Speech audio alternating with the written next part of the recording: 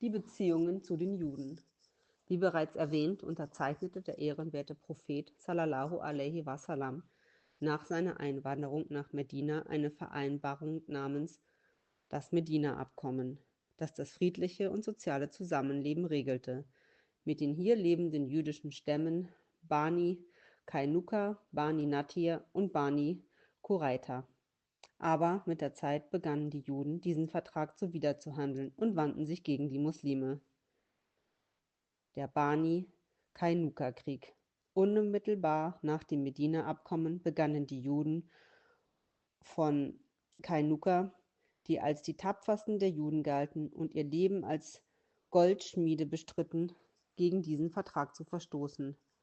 Nach dem Krieg von Badr, in dem die Muslime gegen die mekkanischen Polytheisten siegten, verrieten sie sich in ihrem Hass und Neid. Als eine muslimische Frau, die zum Einkaufen auf den Bani Kainuka-Basar ging, missbraucht wurde und um Hilfe schrie, daraufhin ein Gefährte des Propheten, der Frau zu Hilfe eilte, den Juden tötete, der die Frau missbrauchte, und dieser wiederum von der dort anwesenden Juden getötet wurde, wurde das Abkommen aufgelöst. Die Kainuka-Juden sagten: Denkst du, wir sind wie die Mekkaner, die keinen Krieg führen können? Und forderten den Propheten mit den Worten heraus: Wir sind auf einen Krieg vorbereitet. Die islamische Armee belagerte Bani Kainuka Mitte des zweiten Jahres der Migration im Monat Schawwal. Die Belagerung dauerte 15 Tage. Als die Söhne des Kainuka nicht die Hilfe bekamen, die sie von den anderen jüdischen Stämmen und Heuchlern erwartet hatten, mussten sie sich ergeben. Da sie den Vertrag gebrochen und Verrat an der Gesellschaft geübt hatten, wurde eine schwere Bestrafung erforderlich.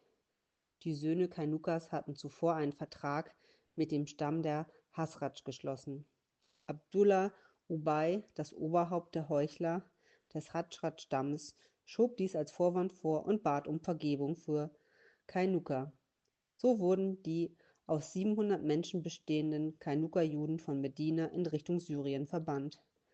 Ein Fünftel der erhaltenen Kriegsbeute war der Staatskasse vorbehalten.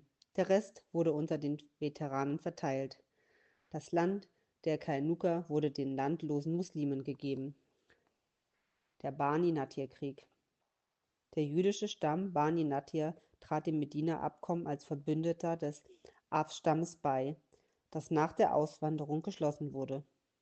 Obwohl sie zu Beginn keine negative Haltung gegenüber den Muslimen einnahmen, begannen sie nach der Schlacht von Badr und mit dem Auszug der Bani Kainuka aus der Stadt offen feindselig zu werden. Besonders ihr berühmter Dichter Ka'b Ashraf verspottete unseren Propheten sallallahu alaihi wasallam und seine Gefährten mit seiner starken Poesie und effektiven Rhetorik. Er ging nach Mekka und entfachte die Rachegefühle Abu Sufjans und die der anderen Polytheisten und hetzte sie so gegen die Muslime auf. Zudem gab er all sein Reichtum für diesen Zweck aus. Er trug auch Liebesgedichte über die Ehefrauen der Muslime vor. Der ehrenwerte Prophet sallallahu alaihi wasallam, der durch dieses zunehmend aggressive Vorgehen und Beleidigung gegen ihn und den Islam beunruhigt war, forderte, dass diese Situation beendet und er von diesen leidvollen Angriffen erlöst wird. Daraufhin eliminierte Mohammed Maslama zusammen mit einigen seiner Freunde Ka'b Ashraf, der nicht zögerte, die heiligen Werte der Muslime offen zu beleidigen. Auch während der Schlacht von Uhud gingen die Juden der Bani Nadir zum Hauptquartier der Polytheisten und hetzten sie gegen die Muslime auf. Außerdem suchten sie von Zeit zu Zeit nach Gelegenheit, mit Muslimen zu kämpfen und verübten auch Attentate auf den Propheten, um ihn zu ermorden. Obwohl der Prophet sallallahu alaihi wasallam sie warnte und sie aufforderte, den vereinbarten Bund, das Abkommen einzuhalten, erhielt er kein positives Ergebnis. Der ehrenwerte Prophet ging zusammen mit Abu Bakr, Umar und Ali zu den Bani Nadir-Juden, um eine gemeinsam zu leistende Vergeltungszahlung zu besprechen. Die Söhne Natirs nahmen unseren Propheten zwar gut auf, versuchten ihn jedoch zu töten, indem sie einen Felsen vom Dach eines Hauses über ihn rollten. Als der Prophet sallallahu alaihi wasallam die Situation bemerkte, ging er mit seiner Begleitung in die Stadt zurück. Mit diesem letzten Attentatsversuch des Bani Nadir wurde das Medina-Abkommen endgültig verletzt. Der ehrenwerte Prophet sandte eine Nachricht an diesen Stamm und forderte ihn auf, die Stadt innerhalb von 10 Tagen zu verlassen. Während die Söhne Natirs mit den Vorbereitungen begonnen hatten, Medina zu verlassen, versprach ihnen der Heuchler Abdullah Ubay, er würde ihnen helfen und überredete sie zu bleiben. Daraufhin belagerte der Gesandte Allahs sie und lud sie ein, eine Vereinbarung zu unterzeichnen.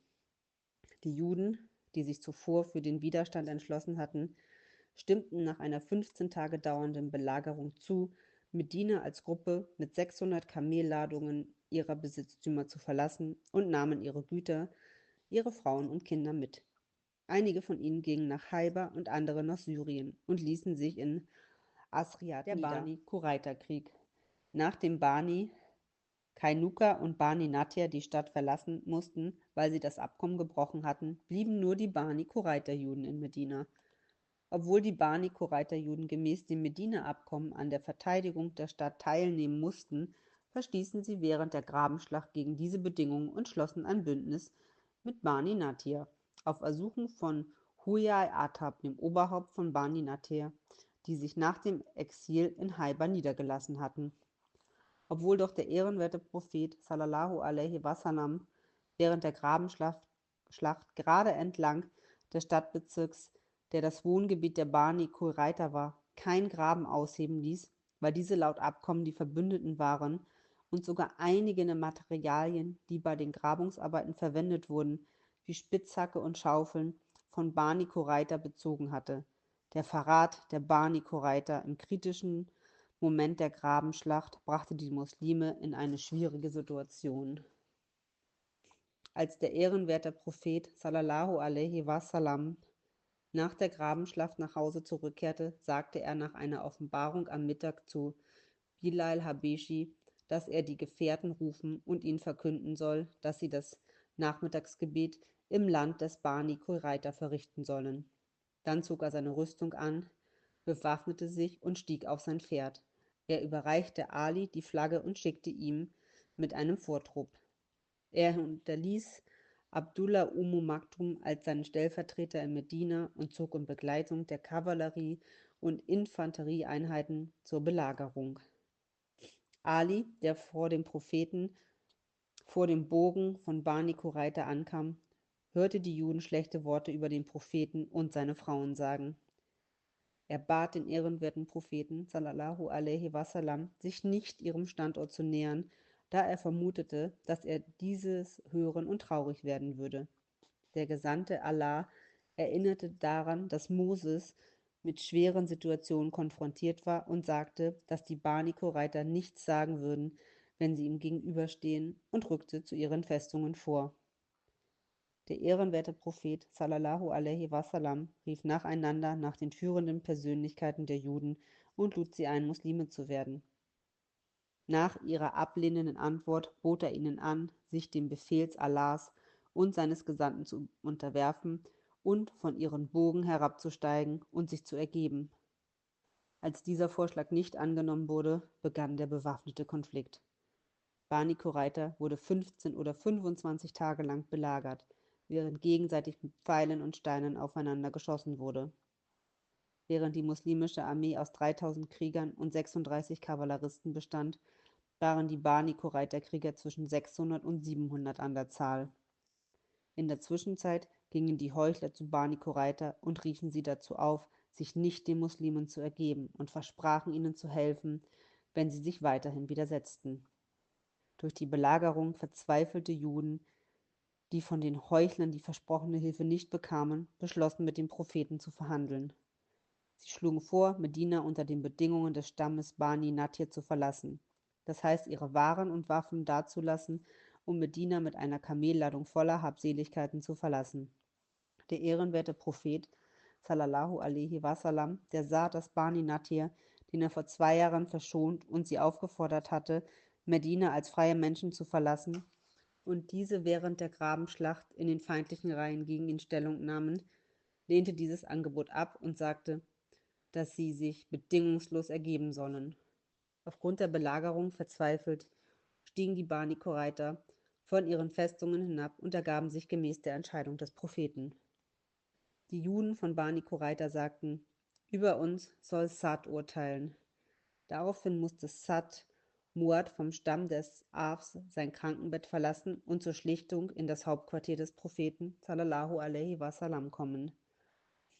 Sad, der von den Juden als Richter über sie ernannt wurde, entschied, dass deren Krieger, die die Pubertät erreicht hatten, hingerichtet werden sollen, Frauen und Kinder gefangen genommen und ihr Eigentum dem Beutestatus unterworfen werden soll. Der Sieg von Haiber. Haiber war ein wichtiges Handels- und Wirtschaftszentrum im Gebiet der Juden. Es lag auf der Route Medina-Syrien in einem weiten Tal, beginnend 180 Kilometer nördlich von Medina. Nach dem Hudaybiyah-Abkommen, den er mit den Führern Mekkas unterzeichnet hatte, begann der ehrenwerte Prophet sallallahu alaihi wasallam über die Gefahr nachzudenken, die von Haiber für die Muslime ausging, weil die Bani Nadir-Juden, die sich nach ihrem Auszug aus Medina in Haiber niederließen und zusammen mit ihren Verwandten eine große Feindseligkeit gegen Medina hegten und ein Bündnis bildeten, in dem sie eine Vereinbarung mit einigen arabischen Stämmen sowie den Polytheisten von Medina schlossen. Die Grabenschlacht war ein Resultat ihrer Bestrebungen. Kurz nach seiner Rückkehr aus Hudaybiyah beschloss der Gesandte Allahs sallallahu alaihi wasallam in Haiber zu marschieren und verließ Medina mit einer Streitmacht von 1600 Mann, von denen 200 Kavalleristen. Die Menschen in Haiber, die unterrichtet wurden, begannen sich auf die Muslime vorzubereiten. Gerüchten zufolge verfügten sie über 20.000 oder mindestens 10.000 Krieger. Zudem hatten sie einen Verteidigungsvorteil in ihren Festungen, die für ihre Widerstandsfähigkeit bekannt waren. Waffen und Munition waren ebenfalls reichlich vorhanden. Die muslimische Armee umzingelte die Burgen von Haiber. Am Ende der Belagerung, die einen Monat dauerte und gelegentlich Schauplatz sehr heftiger Kämpfe wurde, wurden 4 der 7 Festungen in Haiber durch Kämpfe und 3 durch friedliche Vereinbarungen erobert. In diesem Krieg, in dem die Muslime großen Heldentum zeigten, insbesondere Ali, der den Kamus, die größte der Haiber-Burgen, eroberte, betrug die Anzahl der Verluste bei den Juden 93. Die Zahl der Märtyrer unter den Muslimen lag bei 15 oder 20. Unser Prophet sallallahu alaihi wasallam hat das Leben der Haiber-Juden verschont und ihnen die Erlaubnis gegeben, das Land zu verlassen. Als Gegengebot boten sie an, dass sie für einen Teil, 50% Anteil ihrer Ländereien, auf denen beträchtliche Mengen an Datteln angebaut wurden, in ihren Ländereien bleiben dürfen. Der ehrenwerte Prophet nahm dieses Angebot an. Nach Haiber wurden ähnliche Vereinbarungen auch mit der Bevölkerung in Wadi al-Qura und Fadak getroffen. In Haiber wurden große Anzahl Tiere, Haushaltswaren, Textilprodukte und Schmuck beschlagnahmt. Diese Beute galt in Bezug auf ihre Anzahl, Art und Materialwert als eine der wertvollsten Kriegsbeute zur Zeit des Propheten. Die Kopien der Tora-Schriften, das heilige Buch der Juden, die unter der beschlagnahmten Beute war, wurden vom Propheten sallallahu alaihi wasallam an ihre Besitzer zurückgegeben. Während die Belagerung andauerte, kam ein dunkelhäutiger Hirte namens Yasser, der ein Sklave eines Judens aus Haidabar war, zum Propheten sallallahu alaihi wasallam, lernte den Islam, wurde gläubig und beschloss, sich auf der Seite der Muslime am Krieg zu beteiligen. Er fragte den ehrenwerten Propheten, was er mit den Schafen tun sollte, da er wusste, dass die Schafe, die er hütete, ihm anvertraut waren. Der Gesandte Allahs, sallallahu alaihi wasallam, sagte ihm, dass der Islam befiehlt, das Anvertrauen zu bewahren, und sagte ihm, er solle die Herde in Richtung der Festung des Herdenbesitzers treiben und freilassen. Der Hirte tat, was der Prophet sallallahu alaihi wasallam ihm gesagt hatte, und nachdem er sich vergewissert hatte, dass die Herde die Burg des Herdenbesitzers betreten hatte, kehrte er zurück und schloss sich der Schlacht auf der Seite der Mudschahidin an. Kurze Zeit später wurde er zum Märtyrer. Der Prophet sallallahu alaihi wasallam kam zum gefallenen Hirten und informierte seine Gläubigen, dass er eine Person des Paradieses sei. So wurde der Hirte, nachdem er Muslim geworden und zum Märtyrer geworden war, ohne die Gelegenheit gehabt zu haben, auch nur ein einziges Mal zu beten, unter den Gefährten zu einer Berühmtheit, als die Antwort auf die Frage, wer ist die Person, die das Paradies betreten wird, ohne je gebetet zu haben. Nach der Eroberung von Haiber schlachtete Zainab bin Haris, die Frau eines der jüdischen Häuptlinge, ein Schaf und lud den Gesandten Allahs zu einem Festmahl ein. Aber ihr Hauptziel war es, ihn zu vergiften. Der ehrenwerte Prophet sallallahu alaihi wasallam ging zu dieser Einladung mit Bishra. Er erkannte jedoch schon beim ersten Bissen, dass dem Essen Gift beigemischt war und spuckte es wieder aus, bevor er es geschluckt hatte. Bishbera, der bei ihm war, starb an den Folgen seiner Vergiftung. Der ehrenwerte Prophet befreite nach dem Haiber-Krieg Safiya, die Tochter des Huyai-Atab, einem der jüdischen Führer. Sie befand sich unter den Gefangenen von Haiber. Nach ihrer Freilassung nahm er sie zur Frau.